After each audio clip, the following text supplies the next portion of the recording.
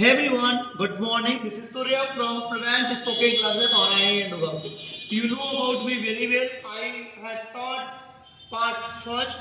Now you can look. We are going to teach part second. अब हम जा रहे हैं हिंदी बोलने.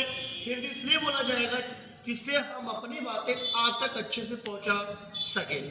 तो चलिए बच्चों, आज हम शुरुआत करते हैं क्लास 12th का फोर्थ फॉर्म और road side stand. First first mother 66. Second अपना जो भी कीपिंग पॉइंट है. थर्ड अपना जो क्या नाम है अर्थिंगा ब्यूटी है. फोर्थ मैंने एक लाइन बता देना अर्थिंगा ब्यूटी फोर्थ है. सेकेंड है कीपिंग पॉइंट और फर्स्ट आपका है माई मदर सिटी. मैंने तीनों अपलोड कर दिए हैं. अब मैं जा रहा हूँ road side stand. Road side stand पहला पार्ट अपलोड कर दिया हूँ. आज हम लोग अपलोड करेंगे पार्ट 2 रॉबर्ट फ्रांस. तो शुरुआत करते हैं, टाइम ज़्यादा वेस्ट नहीं करते हैं. चलिए स्टार्ट करते हैं. आप मेरी आवाज़ों पर ध्यान दीजिएगा. कंटेंट समझ में आनी चाहिए, बाकी कुछ समझ में आए चाहिए जी ना है. मैं क्या बोलना चाहता हूँ, एक्सप्लेनेशन क्या है, इट्स मैटर. अभी कुछ मैटर नहीं करता है. चलिए स्टार्ट करते हैं. समटाइम यहाँ से तक हम पढ़ना शुरू करेंगे. Sometime I feel my self I can hardly bear the thought of so much children's longing in wind. पहले सुनिए बियर मतलब क्या होता है. तो होता है सहना. तो बोलते हैं कुछ समय मुझे ऐसा महसूस होता है कि मैं अब बर्दाश्त नहीं कर सकता हूँ. हियर हार्डली बियर, अब मुझसे बर्दाश्त नहीं होगा.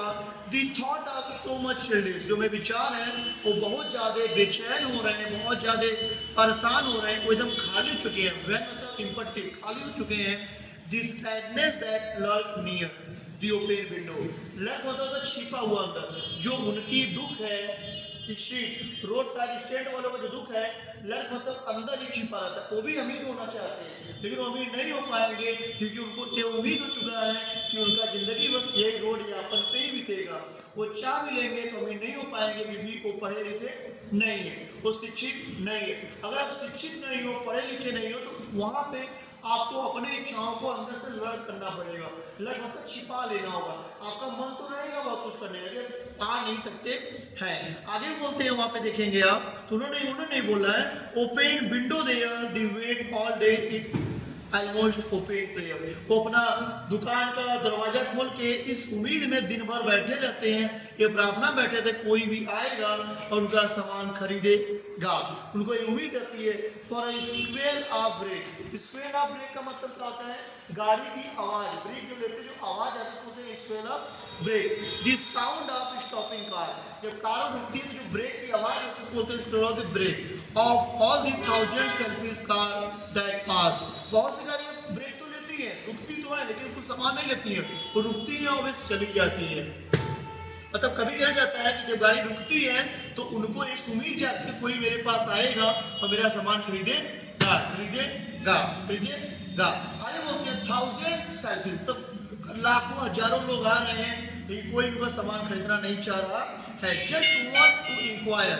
एक बंदा वहां रुकता है, एक बंदा वहां पे रुकता है. What from a price are. पूछता है कि इसका प्राइस क्या है. आप बताइए, क्या आप प्राइस बताने के लिए बैठे हैं? आप हमारा सामान खरीदो ना, प्राइस पूछ के क्यों जा रहे हो? Just want to inquire what from a price are and one did stop. एक लोग ने गाड़ी रोका but only to plough of the grass. वो गाड़ी को रोका और घास को खराब किया. कैसे खराब किया? In using the yard. गाड़ी को यार्ड करके तो पीछे देखता है to back and turn around. गाड़ी को मोड़ने के लिए जब गाड़ी आगे पीछे करता है तो वहाँ पे जो घासें हैं वो दब के खराब हो जाती हैं, घासें डिस्ट्रॉय हो जाती है. इन using the yard back to back turn around and another to ask the way to where it was bound. और एक और रुकता है तो रास्ता पूछता है कि रास्ता कहाँ पे जाएगा, कहाँ पे रुकेगा. आप बताओ क्या हम इसलिए आए हैं? आप बताओ क्या हमारा ये तरीका है? आप बताओ क्या ऐसे होना चाहिए? ये कभी कह रहा है रोड साइड स्टैंड के आवाजों में. आगे बोलते हैं and another to ask. एक और बंदा रुकता है. Could they sell it gallon of gas? वो पूछता है कि आप गैलन ऑफ गैस बेचते हो. आप अब उसके बाद जो वो लोग हैं they had not didn't see. वो गुस्से में बोलते हैं कि आपको दिखता नहीं है, हम रोड साइड स्टैंड में फल बेच रहे हैं रिक्शा पे, सगड़ी पे, तो हम गैस का दुकान थोड़ा खोले हैं. इतने बड़े आदमी थोड़ा ना कि हम पेट्रोल टंकी खोल के बैठे हो गैस बांटेंगे. तो गुस्सा, क्रोध में बात रोड साइड स्टैंड वाले लोगों से कह रहे हैं कि हमारे रिक्शा पे, हमारे सगरी पे हम गैस कहाँ बेचेंगे, क्या इनको दिखता नहीं है कि हम क्या बेचते हैं? No in country money, no country money, जो देश का पैसा है, the country scale of gate, मुझे भी चाहिए। जो रोड साइड स्टैंड है वो भी बोलते हैं जो देश में पैसा है, जो देश का पैसा है उस पर मेरा भी अधिकार है, स्केल ऑफ गेट, मुझे भी उसको पाना है।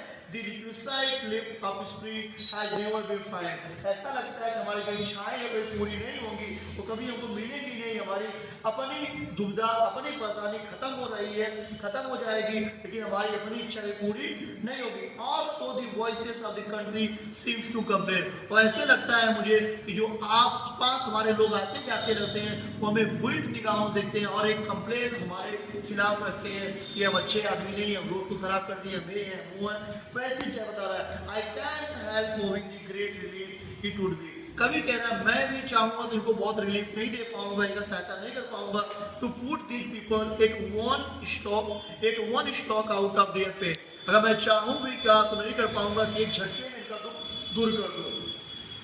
वन स्ट्रोक का मतलब होता है एक झटके में, एक झटके में दुख दूर कर दो, इनका दुख मैं कभी दूर नहीं कर पाऊंगा, इससे नहीं पाऊंगा तो आज मैं दूर कर दूंगा। And then next day as I come back into the shed, अगर आज मैं इनका दुख दूर करना नहीं पाऊंगा तो आज कर दूंगा, लेकिन मुझे रियलिटी में आना पड़ेगा। शेड मतलब होता है सच्चाई, फिर सच्चाई में आना पड़ेगा कि जो उनका दुर्दशा है वही हो पाएगा। I wonder how I should like you to come to me and offer to put me gently out of my pain. आपको एक काम करना होगा, आप मेरे पास आके मुझसे पूछ सकते हैं कि मैं कितनी पीड़ा में हूँ और इस पीड़ा में निकलने के लिए मुझे इनका सहायता करना चाहिए, लेकिन मैं ऐसा नहीं कर पाऊंगा क्योंकि इनका ये नेचर हो चुका है, कभी अपना दुख व्यक्त कर रहा है रोड साइड स्टैंड वालों के लिए। ये तो कवि का एक्सप्लेनेशन था, आई होप आपको समझ में आया होगा। अगर नहीं समझ में आया तो एक से दो बार और देखिएगा और कुछ बातें बोल दूं।